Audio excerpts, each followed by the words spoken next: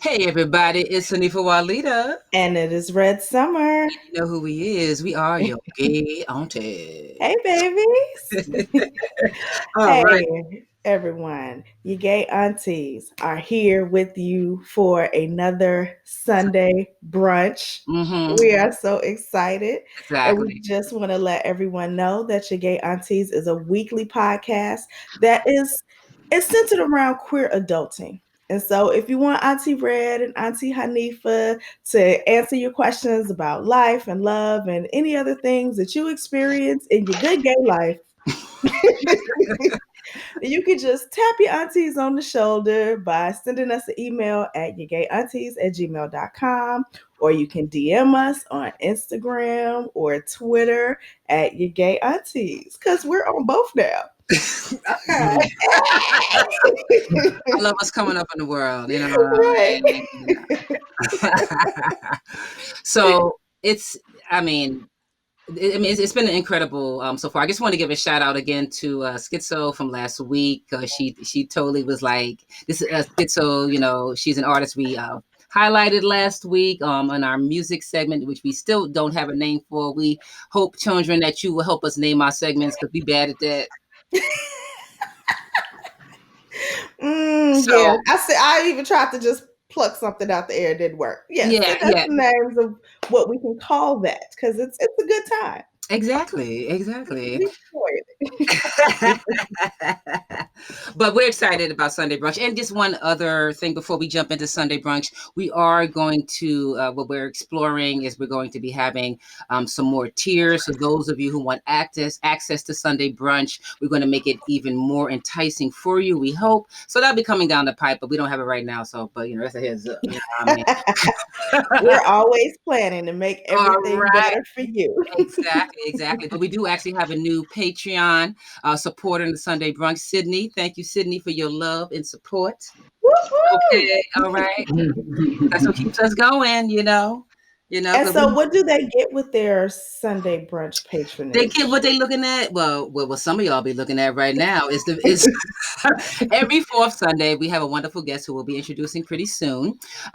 We'll have her or him on the show, or they on the show, and you get to see the actual video because you guys can hear us, and that's fine, and that's wonderful. We all love our podcast, but sometimes it's good to get see what you're listening to, and you'll also receive it the day we actually record it. So it's just in time for after brunch conversation, mimosas. When we record, it's a little too early for mimosas. That's why we don't have one in hand.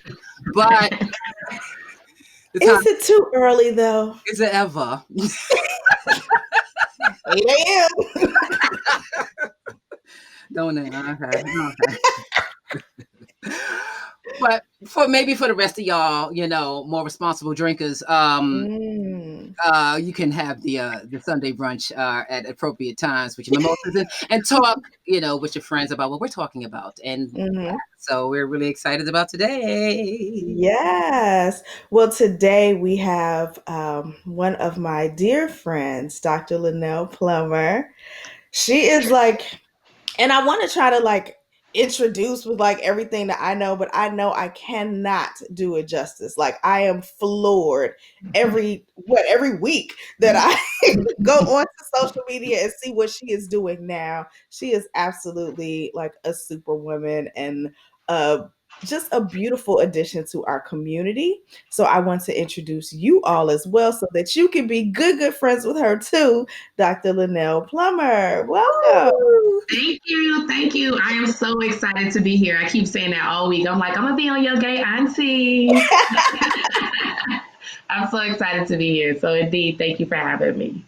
Yes, we're very excited to have you. Yeah, so a little bit about myself. Again, Dr. Lanail Plummer. I am the CEO and clinical director of Onyx Therapy Group. We have 8 offices. We have 3 in Washington, D.C., 4 in Maryland, and we are also in Pittsburgh, thinking about expanding to Philadelphia as well. So we'll see what's up, Philly. Make sure y'all hit us up if we coming out there. What insurance are you? Can we just say stop and pause? She don't say come to her office. She said her office says. Plural. That's what I'm saying. Yes, we Right? are Isn't here that for the amazing? people. We are where our people are is where we're trying to be. So because there's not enough of us around, we're even thinking about maybe going international to Amsterdam because there's no gay counselors in Amsterdam that are listed. So we're trying to get to where our folks are. So there's a lot of us here in this DMV area. We're looking at Philadelphia and Pittsburgh, of course, and then we have some folks interested in us in Jersey just because of our unique specialties and working with members of our community and doing it in a very experiential, learned, research based kind of way, as well as the personal aspect of having so many of us on the team that are also members of the LGBTQ community. So it makes it a little bit more special to work with somebody who is like you also. Um, we are so going to go into that because, one of the problems I've always had in finding a therapist is finding my reflection and understanding how important that was. And, there was a time I was living in a place there wasn't too many Black people. I was living in Western Mass and I really, really wanted a therapist, right? I said, okay, I don't know if I'm going to get Black and queer. That's a tall order. So let me try my best. And, I kind of got white and queer. I didn't get Black and Black at short. all. I didn't get Black at all. Oh, wow. I got of color and queer, Mhm. and, and to be raw dog honest, that ain't enough because, Mhm. and I'm sure you'll go into this and we want to hear exactly how, the reasoning behind this and how your story. But for me, it's like, if I have to, whether it's right or wrong, if I have to tiptoe around my words at all and talk about what Right. the fuck is going on with me as I navigate this world, it's just not going to be a good fit. Right. Yeah. That's exactly true. There's so much evidence out there talking about client retention in therapy, and one of the elements that causes folks to leave therapy is that they're constantly having to educate their therapist, and that doesn't feel good. You don't want to be in the middle of a session having to explain details that a therapist should already know, either because of their own experience or because of their own research. Right? Like, we are professionals. You don't go to your classroom teacher and expect to have to teach them. Right? So Right. we are supposed to know certain things, but that's some of the issues that we're having in some of our graduate programs. I'm a faculty member at Hopkins, and so I'm very much there advocating for what we need for future counselors and the type of educational experiences they need outside of curriculum, outside of textbooks and things like that. What do they need to be successful out there in the world? And so I'm in that area too in academia, which I enjoy also. But I'm out here training folks, training these counselors how to be here for our people, because the worst thing to hear is a person say that they started counseling and then they just stopped. Right? Like, the courage that it takes to go into counseling is a real situation. And once you finally get there and then you realize that the counselors are just not meeting your standard or meeting your level of vulnerability, then people increase their hopelessness, right? And And you know, and as Black folks in general, and probably queer folks too. Hold on 1 second. I'm sorry. Two. You heard that? Yeah, I heard that. Yeah, yeah. I just And- sent you a text that it was big a minute ago as well. okay. All right. Well, I guess Kiara gonna have her work out for her. Sorry, Kiara. So, like, and also going back in at 8:53, and also, it's it's the teaching thing, but it's also the lack of recognition in their eyes. Even if yeah. they don't know what to say and they say, so they choose to say nothing because they don't react in a certain way. Basically, if they're not the amen corner that you need. Mhm. But what's so difficult, because I know for me, it was difficult because I wasn't familiar with therapy when I first started going. And my Yeah. girlfriend at the time, she's the one who really tried to coach me and tried to, get me ready for it. And one of the things, if you're new to therapy, is that you can disbelieve so easily, or you cannot, or it's hard for you to, it takes a minute to really understand how it works for you. And to Yes. have that extra hurdle, it just sucks, man. It's, Yes. it truly, truly sucks. It does. It Yeah. does. I want to kind of touch on which a point that you made earlier, Dr. Nell, about Linnell, about getting up the courage to start therapy. Like Mm-hmm. I know that, like, especially in the Black community, so many people are like discouraged from doing therapy because of a stigma and all that kind of stuff. But also, like, you're told, like, either you should be able to pray on it and be better, either you should be able to talk to your best friend and be just fine. Like there's all these other things that you can do. Go have a drink, go have sex, like go do something Mm-hmm. that's going to Sex take is it good. away. Sex is good though. So I'm sorry. So yeah, and I can talk about the healing elements of sex, but we'll talk about that later. But That might it be is another true. show. Listen, I'll be here.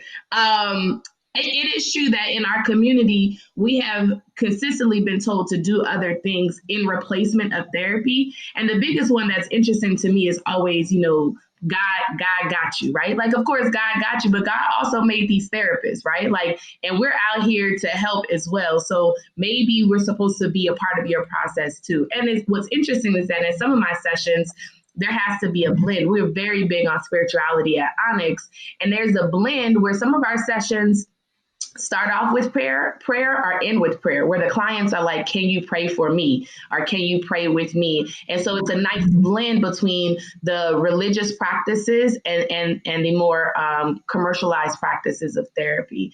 So, but it does take a lot of courage because one has to admit that they need help. And in our particular society, asking for help is negative, right? Like we even see it, and I'm sure you guys see it in the education systems. We even see young children who are afraid of asking for help. And if they're afraid to ask for help with a question around math, they certainly don't want to ask for help around how to solve a problem that people think that they should be able to solve on their own. The problem is that people think that all of our problems should be solved individually when that's not the case. We are communal people, especially as Black and queer people. We are communal people. And so it is extremely helpful to have a community, especially with professionals in there, to be able to talk through some of these issues. What your best friend gives is a space to talk through things.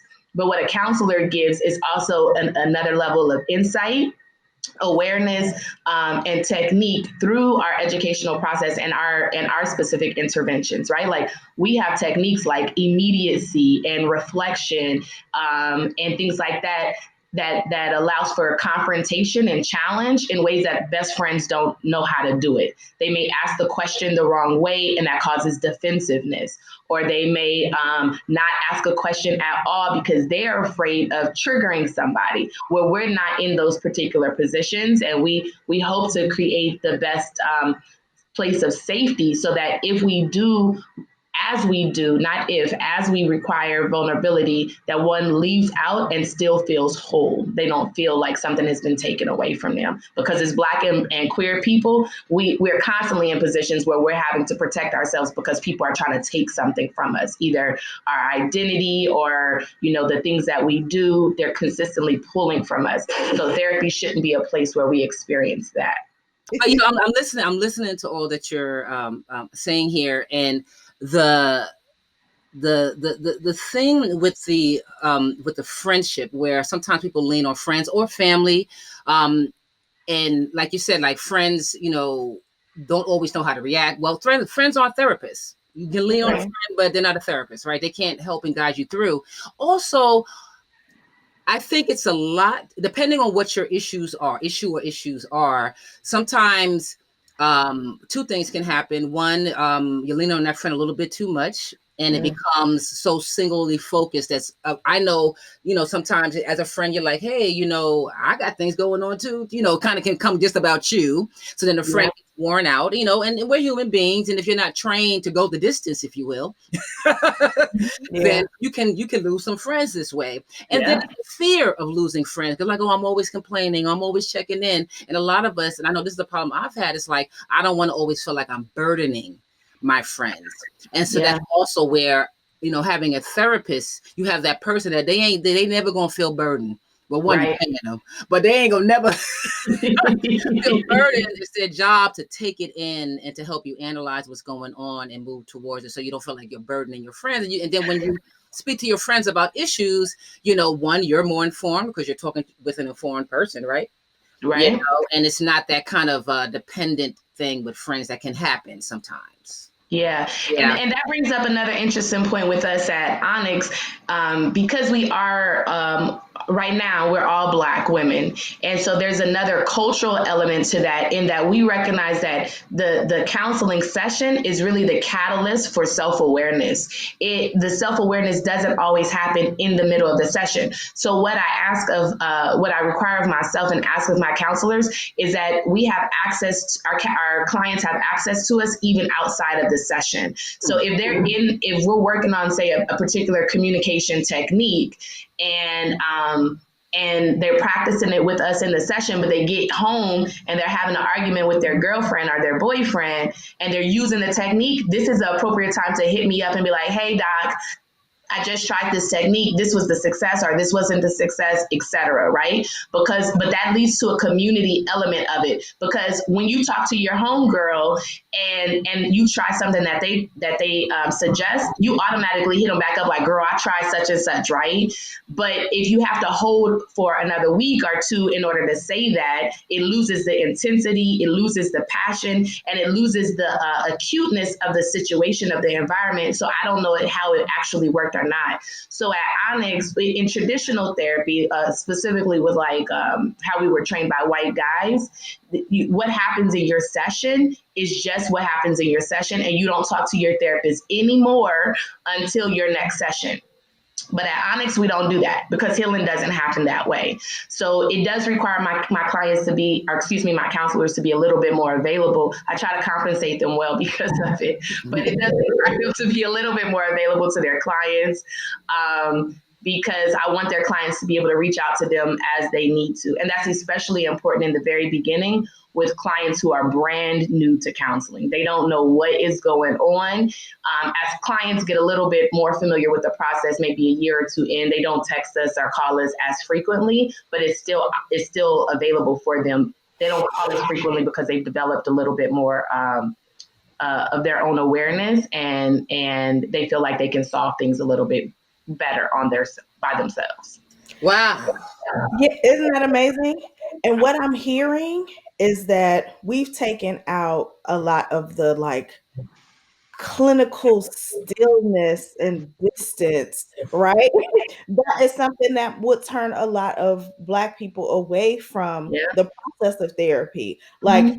I don't want to go and like share my life and my trauma and my experiences with somebody who's just going to sit there with a notebook and Yeah. stare at me blankly. Like, Yeah. I don't know how I receive. I need to have a like an exchange of information. I need to have, something happening in this process for it to be meaningful for me. And if it, I really appreciate that you all are doing that work, one of making yourselves accessible, because that's big, right? Yeah. It um, is. that's that's a big task that you're undertaking. And it's a big trust that you are developing with your clients. Mm-hmm. Um, but also that you're willing to even talk to them about like their spirituality and the practices that make them feel safe and comfortable, Mm-hmm. right? So Yeah. if I've always been taught to like go to prayer and then I go to this process and prayer is like taboo, then I don't know how much I'm going to trust it. But Yeah. if I can bring, like Hanif was saying, like all of myself into this process, then Mm-hmm. I am going to feel more comfortable and I'm going to trust it that much more. And Yeah. and there's another thing that I appreciate. And I'm glad you used the scenario of a client then going home, maybe having a fight with her or his partner. And you can call me up in the moment so you can be present with it. Reminds me a story that Red told me about her wedding, and actually another queer wedding that I went to, where the sister queen that me and Red know, and they both the people who officiated over these two weddings both did the same thing, who were both queer and both Black. This idea of community supporting the couple.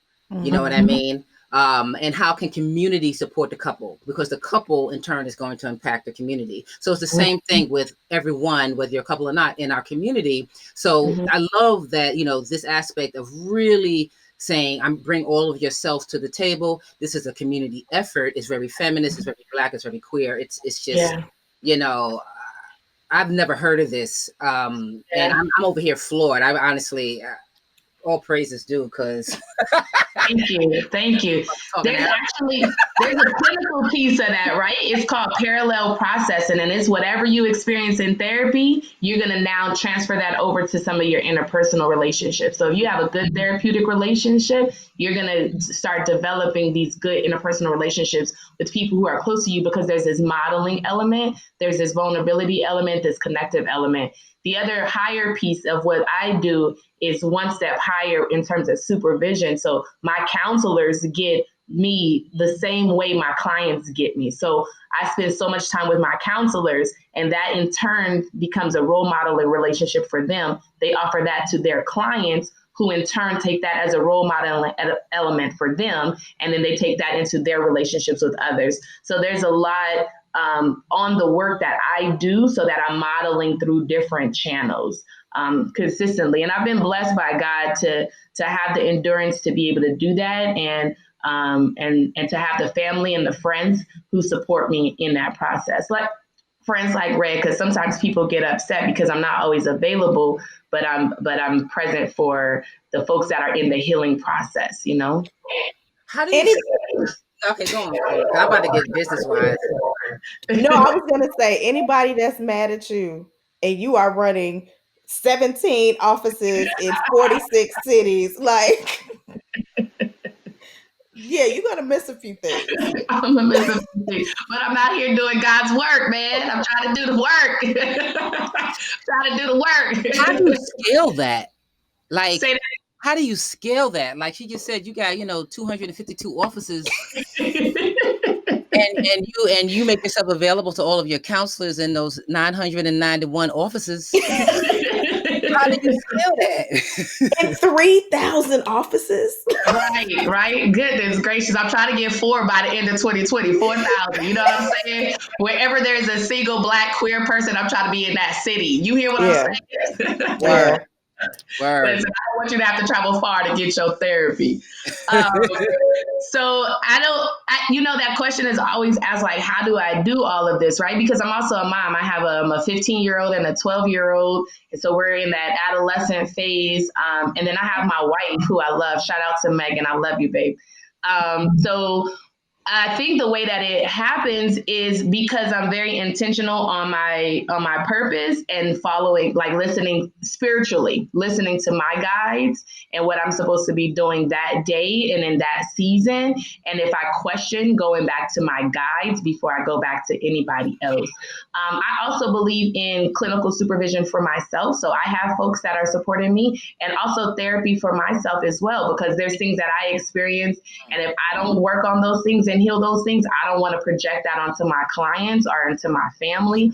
So I do my own self care. And then my good girlfriends and homeboys are really good in terms of accountability. Like, have you taken care of yourself, and what are you doing for yourself? And sometimes if I'm working too hard, they'll just ask for a day, and they'll be like, we're all going to just get together and chill and relax, and make some waist beads or do something, right? That's very healing for me. So when I get so focused on the work, then I have a community around me, a small community around me, that'll pull me out and say, hey, we need you to like get regrounded and connect with us again too.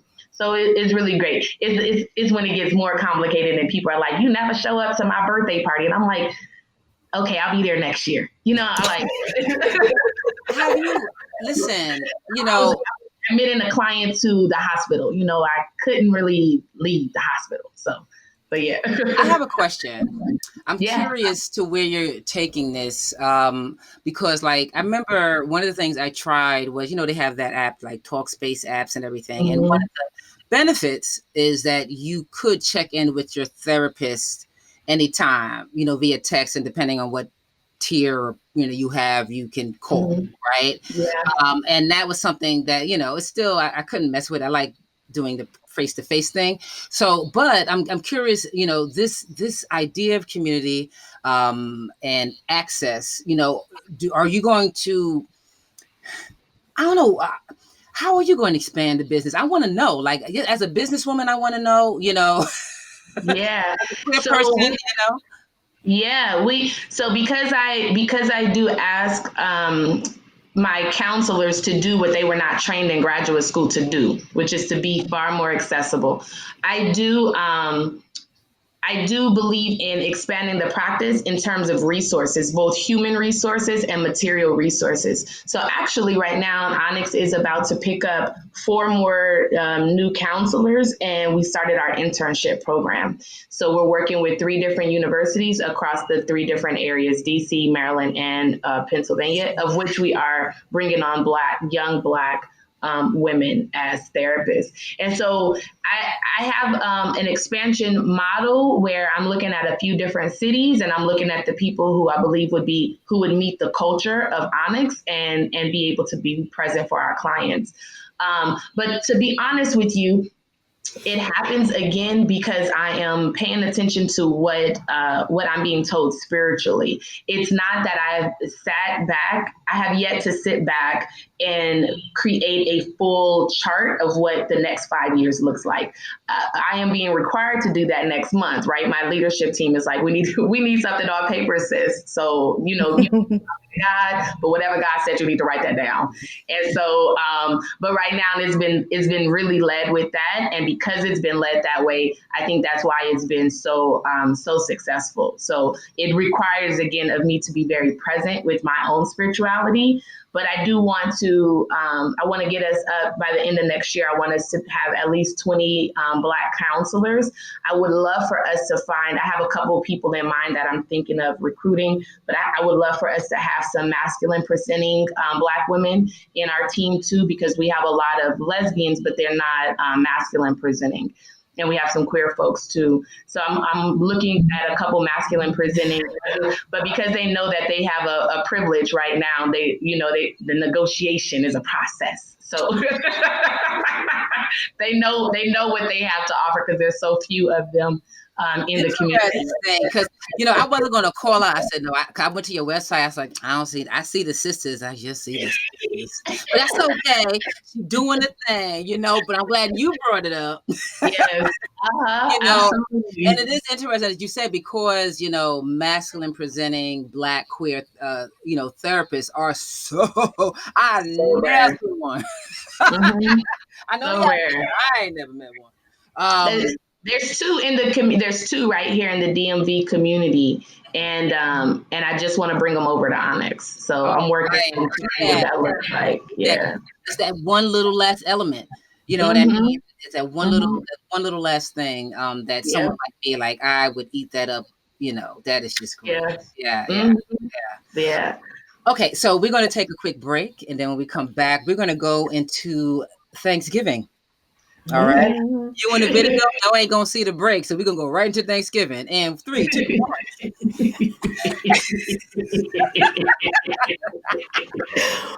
All right, We're back. we are back with Dr. Plummer, who is just blowing our minds because she is showing the world of therapy how to do this damn thing. She is calling on the ancestors, both Black and queer, to say, no, this is how we gonna do it, y'all. This is what needs to be done. Yeah. Yeah. So one of the big things and this is one really big reason we wanted to bring you on the show and talk about this, is that, the time this airs is going to be the day before Thanksgiving. Perfect timing. Mhm. Mhm. And, many of us are going home or receiving relatives who are at different stages of acceptance. Some Yeah. of us are making decisions not to go home because of the lack of acceptance. And some of us don't Mhm. have a choice at all. Mhm. And I kind of want to maybe talk about those three scenarios and how, because the holidays can be, if you don't have access to your family, that can be hard. Yeah. So I would like to kind of talk about those three aspects of how a lot of queer folks, have to navigate their families or cut off from their families. Right. How to deal with their mental health around this time of year. Right. So Just a small little bit, right? When we as communal people first kind of came into this being, as what our research tells us, the purpose of family was actually for safety. It was the amount of numbers that you have increases your likelihood of survival, physical survival, and then subsequently emotional survival. So when we think about family, I prefer to think about family in terms of where you feel most safe. Safe. If you feel most safe with your biological family, then sure, go there. But you need to be first with wherever you feel safe, because that's the purpose of family. And if your family doesn't they don't encompass you and they don't wrap around you, and there's actually theory related to that called attachment theory. And if they don't provide a secure attachment for you, then that's not where you need to be. And so then the question becomes, how do you explain to your family that you're not going to be with them, right? Because because what I am telling you, Dr. Plummer is saying, don't go somewhere where you don't feel safe. Because as a black person, as a queer person, we always looking around to the side and seeing what's right and what's not, right? So Word. project yourself to your family, this concept of family, if they are not providing safety. Instead, start looking to where the safety is, even if that's just in one other person that you didn't anticipate you would be spending the holidays with. But aside from that, one of the issues that we see in counseling, where we have these folks that are dissociating from their reality and from identity, and they are subsequently coping with that through mental health around depression and anxiety, is that people have forgotten how to be authentic with themselves. And so again, it goes back to this place of safety. If you cannot be fully authentic, then I encourage you not to go to a place, right? If you are still, I hate this term closeted, but if you are still closeted with your family, then it's probably not best to go there, because it's going to cause more mental health issue to have to endure in this closet for 2-3 days than it is going to allow for healing. It will take us as therapists a few months to get through this one day that you've subjected yourself. And so it is far better to be authentic. And again, it means that you may have to use courage to say, I'm not going to be able to come home this season. And Do that you you can lie? you you need to do for your own emotional survival. What I'm saying is your family, you going down to Colorado, I don't know, to be with your family for 1 or 2 days, and now you're tormented for the next 3 or 4 months and waiting until the spring to come so that you could get through some of this stuff. It doesn't make sense. That's also aligned with one of our seasonal disorders called seasonal affective disorders, what we also call it as SAD, which is a horrible time that the holidays intersect with the environmental change, and it creates a seasonal affective disorder. And it is so prevalent with our clients, especially our Black queer clients, because they have to go into this place of hiding again, or this repression of identity, coupled with the fact that there's no sun shining and it's cold outside, right? So in terms of tips, the first is to acknowledge who your family is to you. Are they safe or are they not safe? And then the second is thinking about your own level of authenticity. Can you be yourself? Can you wear what you want to wear? Hold your person's hand, sit next to somebody. Like, can you do that? It was funny because Megan and I went out to lunch with her godmother the other day for the birthday, and we were sitting next to an older lesbian couple. They've been together since '91, y'all. It was beautiful to watch. One of the things that we took away, though, is that they said that they don't hold hands in public, they don't kiss in public, they don't show any affection, because when they got together, that was a huge safety issue for them. And so now Mm. that they have more freedoms, especially living in this area, they still don't do it because they're still not sure of what that means. And so it also had made complications for them when they went home to their families, because we talked about that a lot too, where they were just a friend, right? Like, this is my friend Denise. That's your lover, but we could go through Yeah. there. I'm Uh huh. No, no, I would no. This is making me think about actually. It's something that's going on in the news now. I mean, if you want to, it's pop news. With Robin, Whitney's lover. Is it Crawford? Yeah, thank you, Mm-hmm. Robin Crawford. Thank you. That was her last name was eluding me, but I remember them back in the days, and I always, we always knew. I mean, I could look at Whitney and see she gay. I mean, it's a little thing. My radar would get bing, bing, bing. But nobody wanted, whatever. And I look at Robbie. Even back in the days, I see pictures. I'm like, okay, whatever, y'all, whatever y'all want to do. It's okay. You ain't gay, just Mm-hmm. like you don't smoke crack. Okay, fine. But the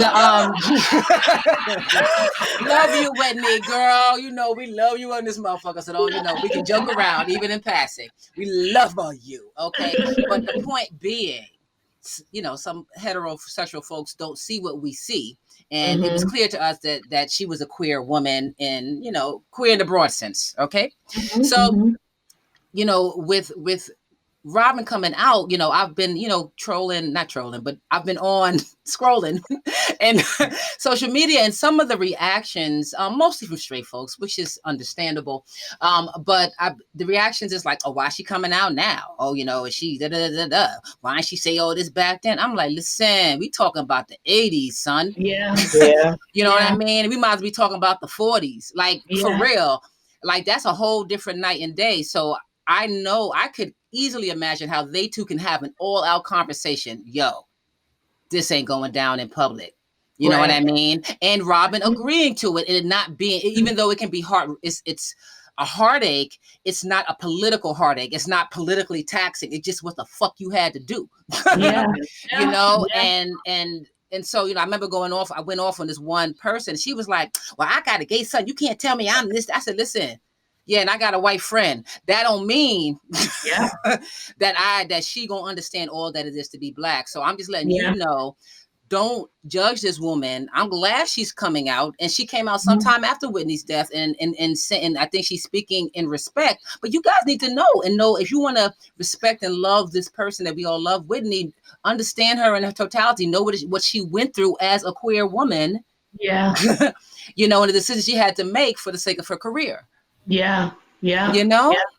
And Yeah. I think it's time for, I don't know, I just think it's time for people to stop doing that to each other. Like I really think like it's time for straight people to just accept that people are gay. Like Yeah. I think it's time for people to just like let a lot of that go, because when we understand that you are holding on to a relic and you are hurting the people who are here right now, Yeah. right? You are holding on to a concept of times past and in real time, like Mm. hurting people in your community, hurting people in your family, like hurting your children. Like Yeah. for what specifically? Like Right.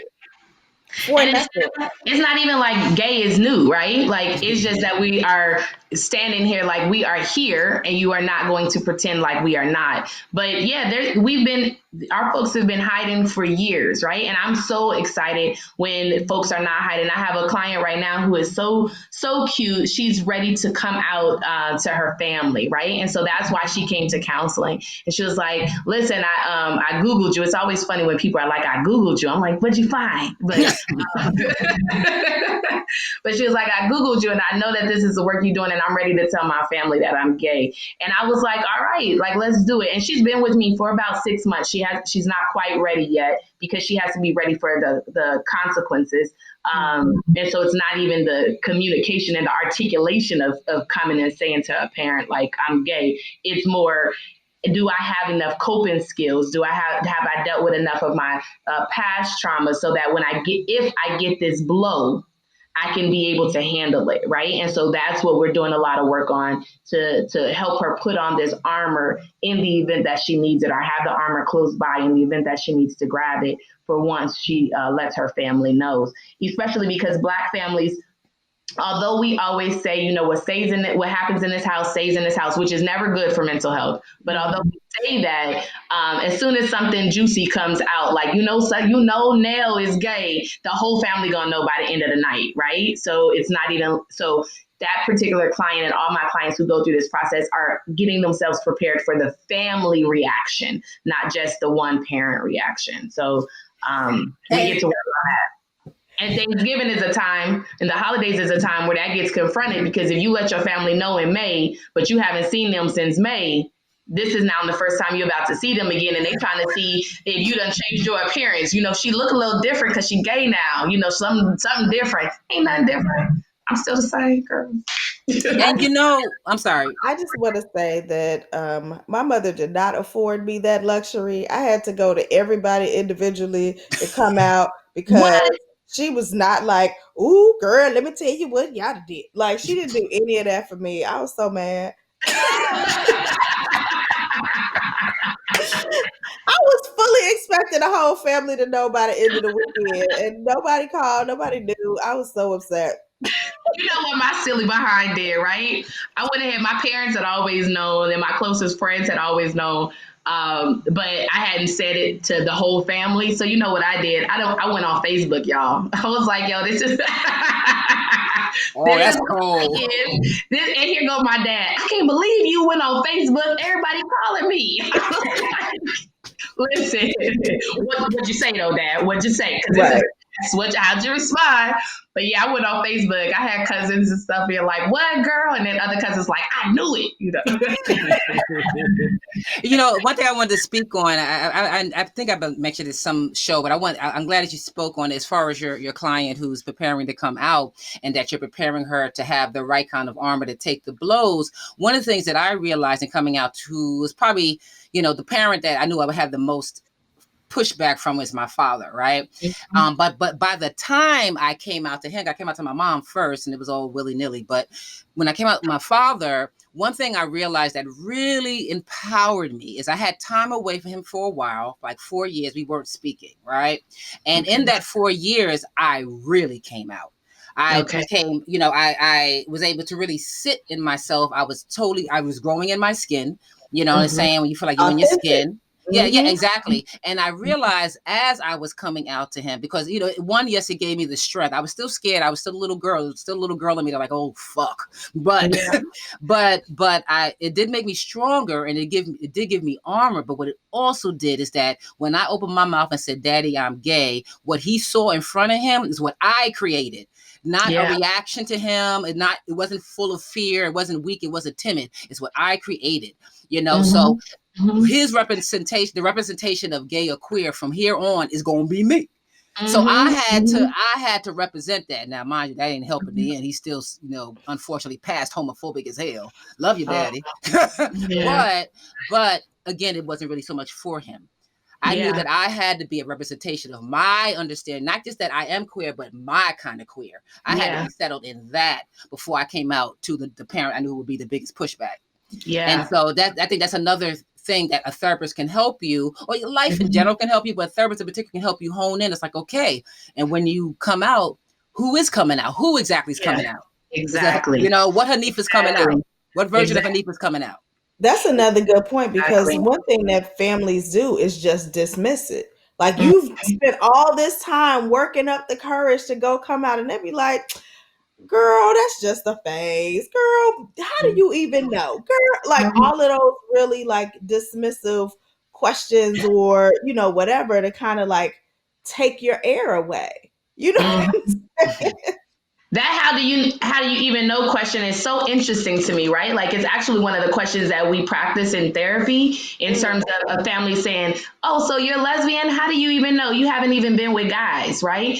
Okay, cool. So then what I tell my clients, the pushback needs to be, well, do you know you straight? You ain't never been with a gay person, right? Like, how do you know? So if your dad is like, you ain't never been with a guy, well, then you say to your dad, but you ain't never been with a man. So how you know you really straight? Like you ain't tried the gay pot. You know what I'm saying? Try the gay pot first, See, but we don't say that, right? Because we don't get to have that. We don't always come out with confidence. Like you're saying, Hanifah, you had to get to a place of confidence to go in front of your dad and say, like, this is what it is. And for you, it took 4 years. And for some clients, it takes far longer than that, right? Or even Mhm. shorter, depending on what the circumstances are, which is why therapy is good, and therapy with queer folks is good because we know those processes. We've experienced those elements as well.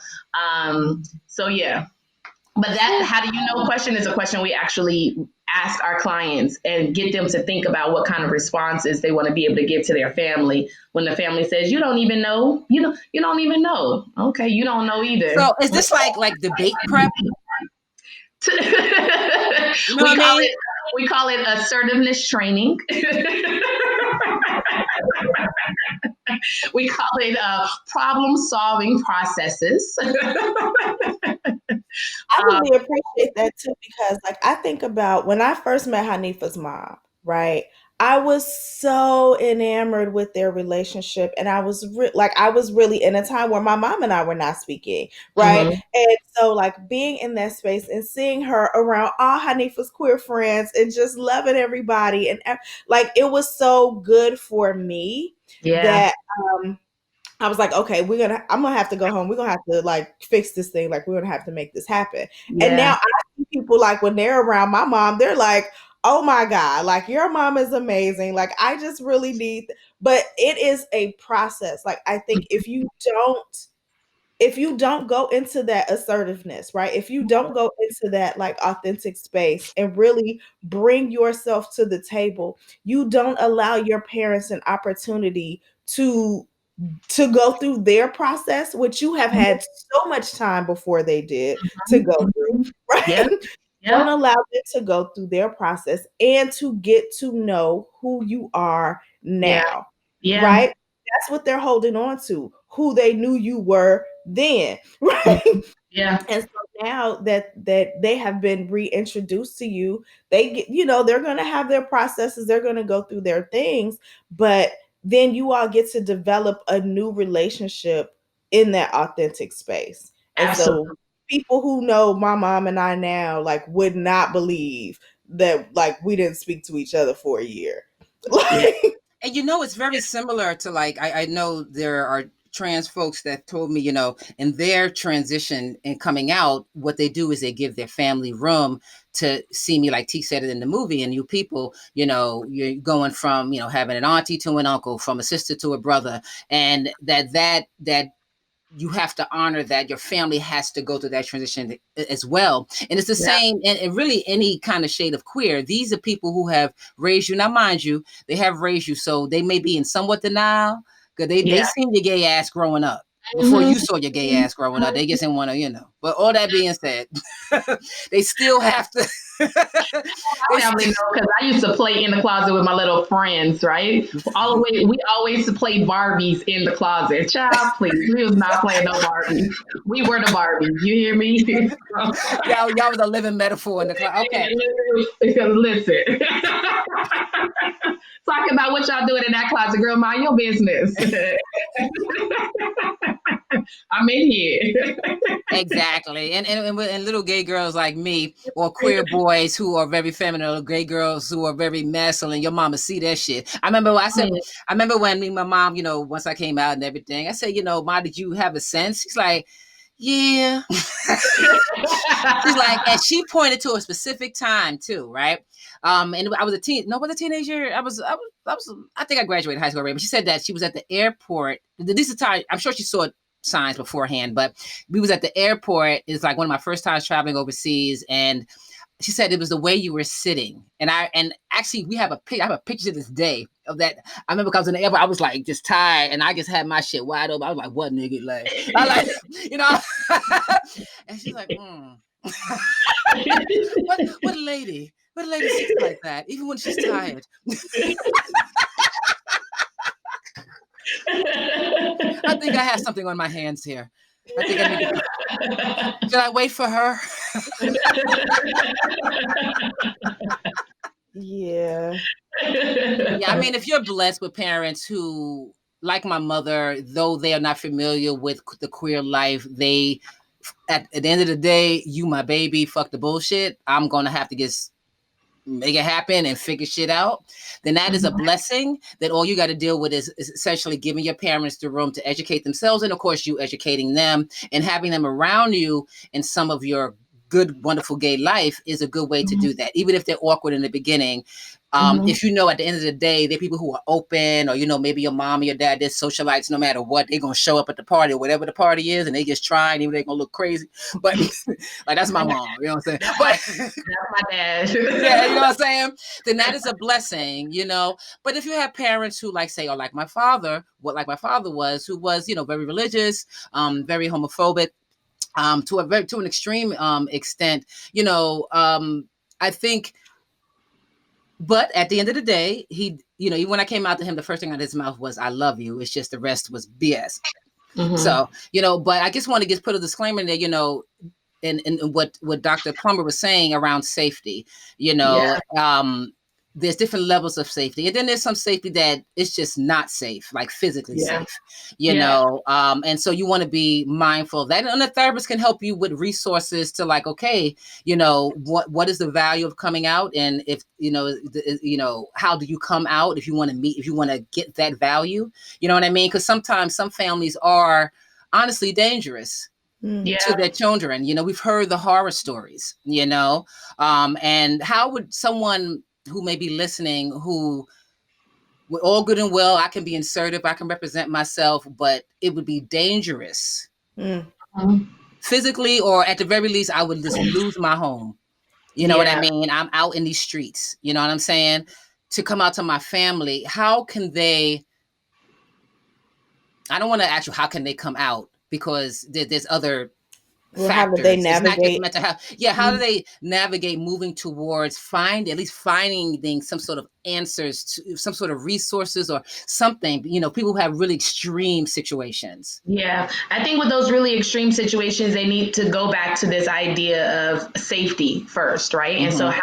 how are they creating safety? And I'm glad you mentioned that, because one of the things that I kind of skipped over when I talked about authenticity is I don't want anybody to be authentic and then they find themselves in harm's way, right? Which is why I said it may mean that we have to work on communicating that we're not going to be around for the holidays, or we're going to have to communicate our plan so that we are decreasing the amount of time that we're even in harm's way, right?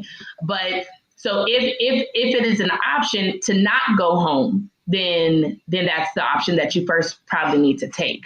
But if you have to go home for whatever reasons, then at that point you're going to have to put on your armor, and you may have to decide if it's even willing to come out, if you're even willing to come out at that particular time, because maybe you need a little bit more time to prepare for that. But in terms of physical safety, it's the same as all elements, whether you're queer or black or not. If you know that a place is unsafe, then you try to avoid that place as much as possible, or you do whatever you can to prepare for whatever blow may happen, right? Like you have an exit strategy, if you need to, which is one of the major tips for us as queer people, as Black people around these holidays. It may mean that to some degree we have to separate, and plan how we're going to leave. Right? You can't Mm-hmm. always be there. If you know that the family's most traditional hour is the hour right before the turkey is cut, because now everybody is in the kitchen and they setting up the table, and this is where everybody's talking about the childhood memories, right? Then you plan to be there for that hour, and then you plan to leave within an hour or two, right? And you have to have a reasonable exit plan. You just can't be like, okay, mom, I'm about to leave because I got to go home and go to sleep. No, you better be telling your mama that you're about to go volunteer at the local place. You about to tell your mom that something happened at work and you need to catch up on. So you better say something, right? Because you can't just, especially in our Black families, you just can't leave early with a plate of food to go and people are like, wait, where are you going, right? So make sure you have an exit strategy and make sure your timing is right. Don't subject yourself to a 4 hour, 5 hour, 8 hour day when you know that you only have the endurance for 2 hours, because you're gonna break down, and that's not gonna be good for anybody in that environment. I'm glad you mentioned that. I had a all right. When my grandmother passed on my dad's side, um, it was, I don't know, just my presence there was a lot, and I had two cousins who like were almost like bodyguards for me, Mm-hmm. like in that space. Like they made sure that like I was good in every place in the, in the home, at the funeral, like everywhere. Like they kind of covered down to make sure that I was in a safe space all the time. And even if someone, the person in particular like was coming to say something to me or whatever, they would kind of intercede and like block it and like do, Yeah. guide the conversation somewhere else. And I have always appreciated having them like on my side like that. So maybe if you can advocate with your family, who knows, or the people who have your back like that, that might be helpful as well. Yeah, you might need strategy. You guys are at the Thanksgiving table and you got to sit next to your cousin who knows and who supports you, right? And you have to be able to know who in your family is going to be okay, even if they don't know right now, because there's still this energy field that you're getting, right? And you need to be getting positive reinforcement. If you must go home, then you want to be able to navigate what that situation looks like and be very strategic about it. We also want to go, we always want to go into places being very hopeful, but when you are thinking about your safety and your identity, there has to be strategy that's put in place.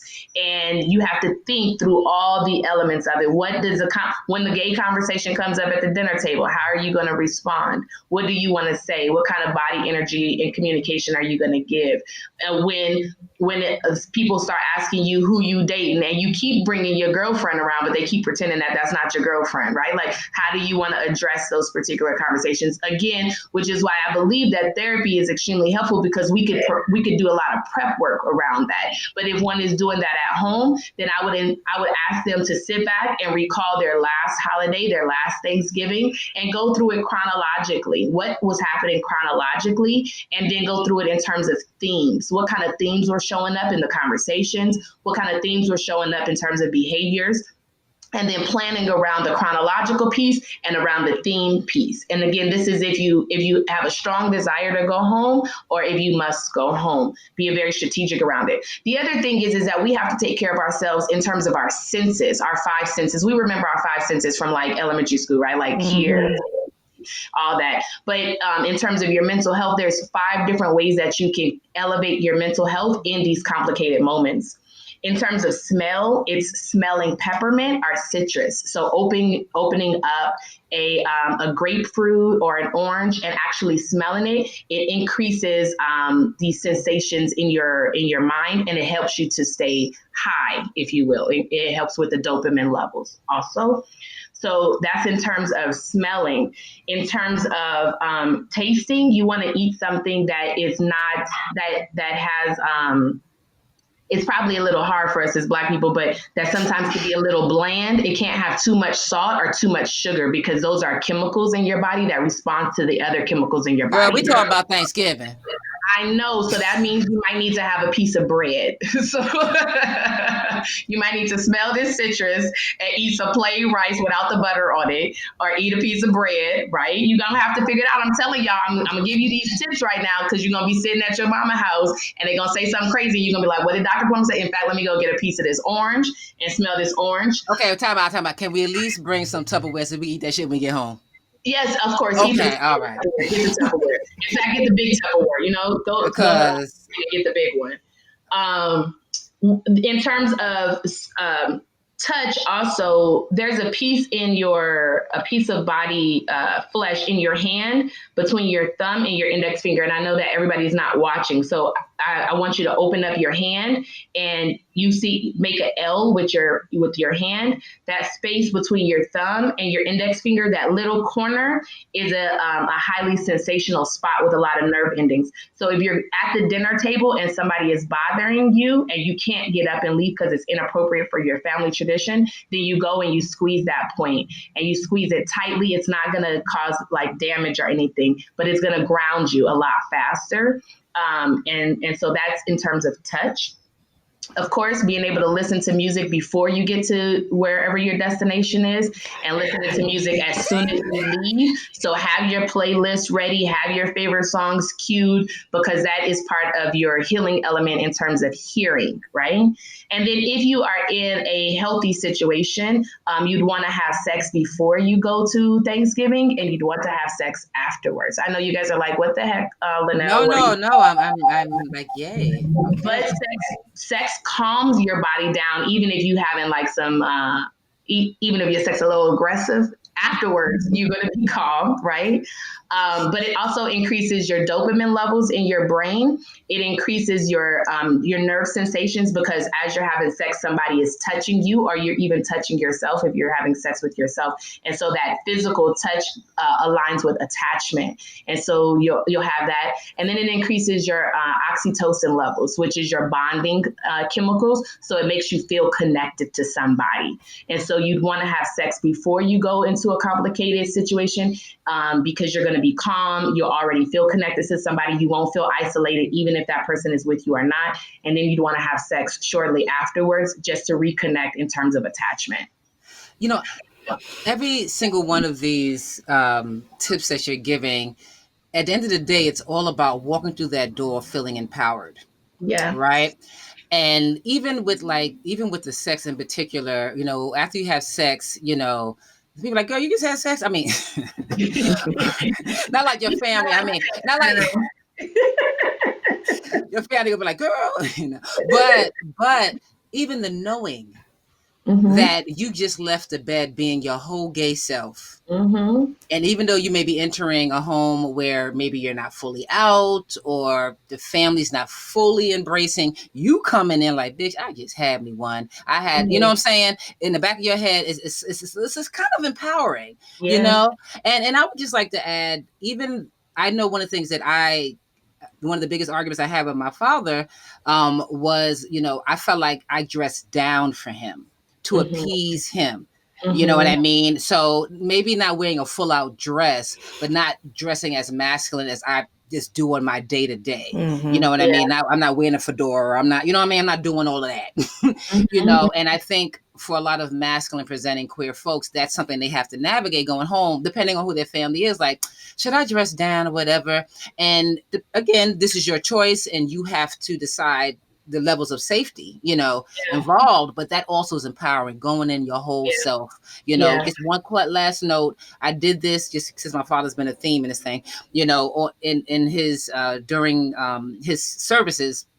I made a very determined situation, or a determined decision and if anyone, me and Red were raised Muslim, so this is a Muslim service, right? And so the mosque is split, men on one side and women on the other.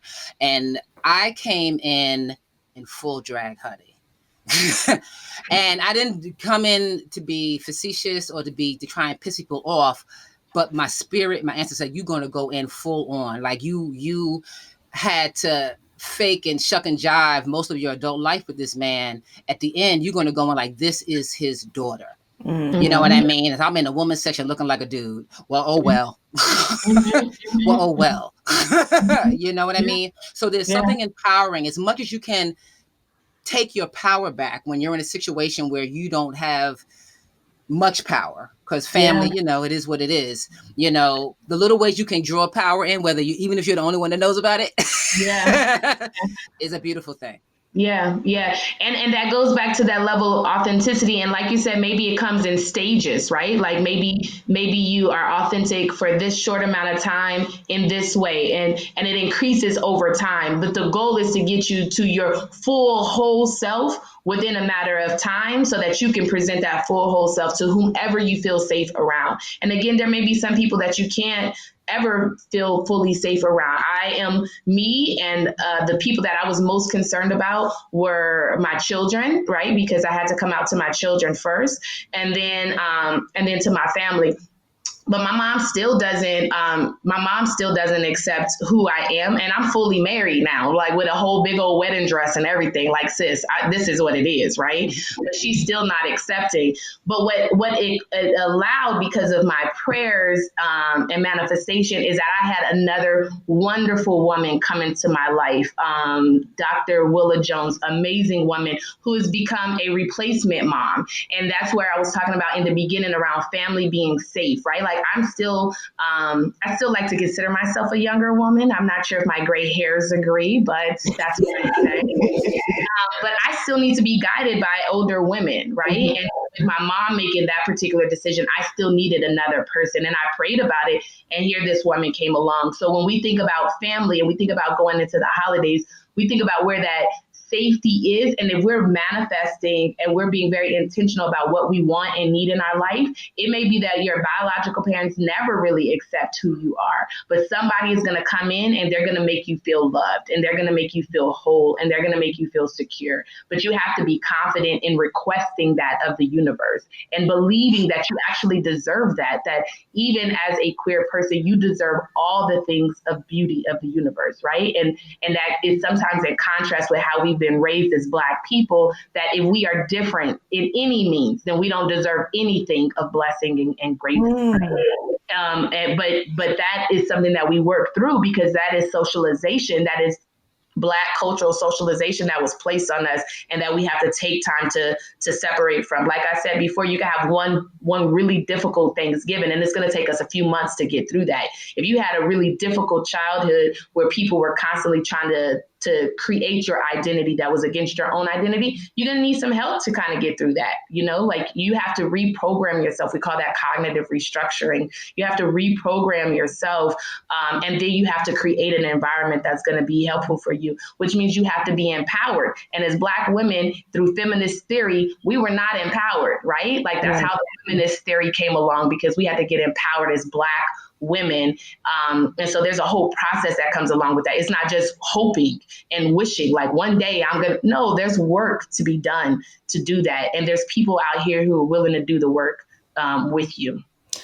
I'm just so happy that you are doing this work. Like, I'm so happy that you are present as a resource for the community, and that your counselors are doing the work that you're doing in the way that you're doing it, right? All of this is so important, and we just appreciate you and are so excited that you're here with us for Sunday Brunch. Yay! Yes.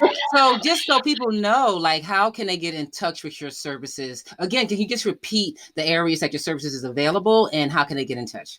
Yeah, one of the things I forgot to include is that we are, most of us are also trained board certified telemental health therapists, which means you don't always have to come to our office. We are certified to do therapy by video and by telecommunications, by phone also. But that's a very specific credential. And I want to say that to clients, whoever is out there listening and interested in telemental health, make sure your counselor has that credential. Otherwise, they are putting you at risk and your confidentiality and your privacy, and they are putting themselves at risk ethically. So don't engage with people who don't have the right credentials, even though they say that they have the right experience. It's not safe for you, especially under HIPAA compliance. You won't be protected if in the event that something happens. But we are located, we have 3 offices in Washington, D.C., and we have 4 offices in Maryland. Our D.C. offices are in Northwest D.C. All of our offices are Metro accessible. So we have an office located in Metro Center and one located near K Street. We have our New Carrollton offices, so we're a 5-minute walk from the New Carrollton Metro Station. And then we have our Pittsburgh office, which is located in Bakery Square, so also off of the bus line as well. It was really important to me to have offices that were physically accessible to our folks as well. And then we offer telemental health. And so in order to get in touch with us, you can send us an email, right? You could Google us, but you can also send us an email at info@onyxtherapygroup.com, or go to the website, onyxtherapygroup.com. And the process is that one of my intake coordinators would set up a consult, and then pair the client with the counselor that has the most expertise in a particular area, and who has space on their caseload. we're hiring right now, so we're going to have quite a few more available spots by January, which is when we actually see an influx in therapy because people are trying to get through the holiday seasons. And then there's the other big element that we didn't get to talk about much, which is the finance piece, which is really interesting in the Black community. We connect our emotions with our finances a lot, and so the holiday season triggers a lot of that. And so we see a lot of clients coming in January, and I've been planning accordingly to have more space in January for anybody that needs to come in and get some services. Wow. Thank you. Yeah. Thank you. Thank you. Before my social media person kills me, we're also on Instagram. Follow us. At the Onyx Therapy Group. Onyx Therapy Group, because otherwise she's going to kill me. She's going to be like, Doc, you didn't even say anything about social media. Onyx_therapy_group, or just Onyx Therapy Group. We on there, child. Come and follow us. People they hurt me. They gonna hurt me, y'all. And we'll put that in the show notes too, so folks have all the places that they can reach you. And I mean, we just really want to thank you. This has been informational for me and educational for me. And I know so many people. Can I make one more tip real quick before we close out? Another tip, because I know I talked about the senses. Another tip is make sure you eat breakfast on Thanksgiving Day. Folks love to wait and hold their calories until lunchtime or dinner time. But if you go into a place hungry, your body is not operating at its full optimal position. Your brain cells are not working fully. So it's going to be hard to move out of your limbic system, which is where your emotions are, to your frontal lobe. And you're just going to be tired. And so you're not going to be equipped. So although we love to save our calories and we say, I'm going to eat when I get over to Auntie's house for Thanksgiving, please eat a breakfast the morning of Thanksgiving. That is going to help prepare you. So have your breakfast, have your sex, squeeze your hand, drink your water, sniff some citrus, hit us up at Onyx Therapy Group. But make sure you have your breakfast on Thanksgiving Day. Okay. Sorry. No, don't be sorry. Don't be sorry, because the everything that you laid out this past hour, basically people are going to be walking in the door thankful. You know what I mean? And prepared. And that's what we really wanted to have this episode for. So, hey, children. As you know, we come to you every week. As you should know, because next week is Thanksgiving, and you're going to let your aunties actually have their macaroni and cheese, because we have our families, and they kind of cool, so it's we don't gotta break out no oranges, you know what I'm saying? We don't gotta eat no bread. We going all in. But we're not going to come to you next week. We're going to take our week off. But I hope this leaves y'all with something to grow on.